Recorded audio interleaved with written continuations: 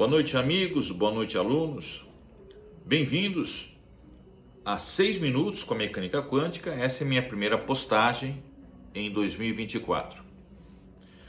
Falarei hoje sobre a relação entre a mecânica celeste de Johann Kepler e a mecânica ondulatória da Escola de Copenhague no início do século XX. Qual é a relação que existe entre essas teorias, né, e essas leis?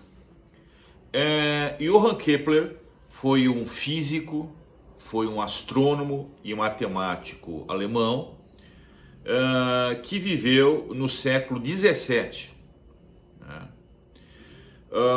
Ele foi um brilhante astrônomo que descreveu 3 leis importantes sobre o movimento dos planetas, né, retirando, né, a terracentrismo, né, de teorias antigas da Idade Média. As 3 leis de Kepler, né, falam sobre o período de revolução dos planetas, né, ao redor do Sol, as áreas varridas pelos planetas em relação à área varrida pelo Sol, né? Mas o que eu quero falar é sobre a primeira lei de Kepler, que fala que os planetas descrevem órbitas elípticas, né? A elipse é uma cônica, né? Uma curva cônica, né? Os planetas descrevem órbitas elípticas, das quais o Sol ocupa um dos focos. Uma elipse é uma figura geométrica conhecida como cônica, né?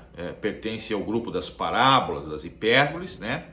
E a elipse tem 2 focos, diferente do círculo que só tem um foco, que é o centro do círculo.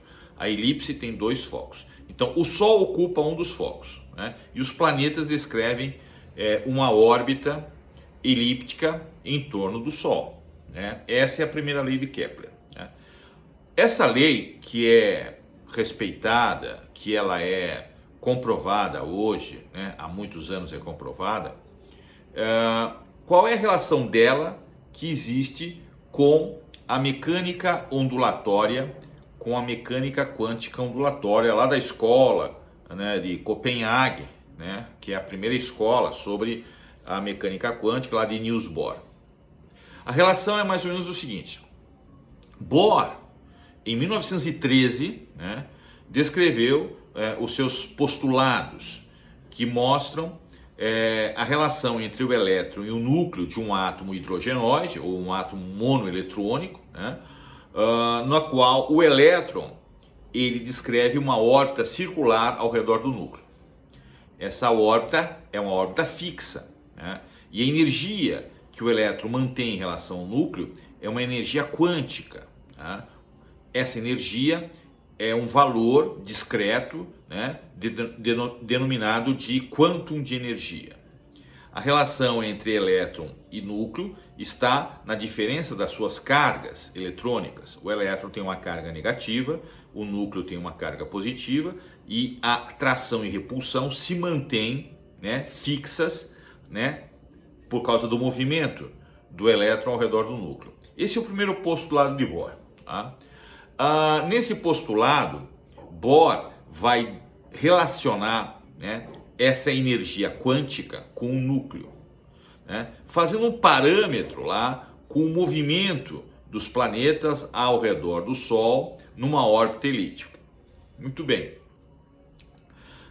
3 anos depois, em 1916, né, e por uma questão de interpretação, em 1616, né, Kepler descreve, né, as suas 3 leis sobre o movimento dos planetas. E em 1916, 300 anos depois, um outro físico teórico, né, também alemão, né, chamado Arnold Sommerfeld, né, que foi indicado 83 vezes para o Prêmio Nobel, mas não ganhou o Prêmio Nobel de Física, né? Diferentemente de Bohr, que ganhou.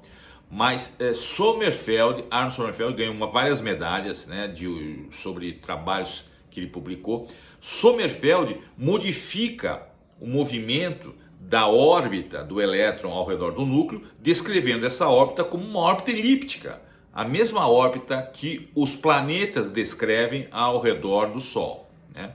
Então, Arnold Sommerfeld e Johann Kepler estão relacionados ao movimento, tanto um para os planetas ao redor do Sol, e o Sommerfeld descreve matematicamente, né, e muda, né, a trajetória do elétron ao redor do núcleo, que era a trajetória circular do Bohr, muda para uma órbita elíptica, né, mostrando que no movimento elíptico, devido às suas excentricidades, existem energias diferentes, né? Existem energias diferentes através dessa curva cônica do movimento, né? Então, o movimento que era circular do elétron ao redor do núcleo passa a ser um movimento elíptico ao redor do núcleo, né? Copiando, entre aspas, o movimento dos planetas, né, ao redor do Sol. Seja Sommerfeld, né, ou seja Bohr, no seu movimento do seu elétron monoeletrônico, lembrando sempre, né, porque se houvesse mais de um elétron nessa teoria, iria complicar o conhecimento que tinha-se na época, lá no início do século XX, que vai ser modificado depois por outras teorias quânticas, né, como a teoria de Erwin Schrödinger, né, que eu explico na faculdade, né, que o movimento é ondulatório, né, há uma função de onda, uma probabilidade, etc. Mas, de toda forma, a relação entre Sommerfeld, né, Arnold Sommerfeld e Johann Kepler, né, dois físicos, né, alemães, é muito peculiar. Uma em 1616 e outra em 1916, descrevendo o elétron numa órbita elíptica e o outro descrevendo os planetas em órbitas elípticas. É isso aí. Essa é a relação entre a mecânica ondulatória da Escola de Copenhague e o movimento dos planetas de Johann Kepler. Boa noite, boa sorte.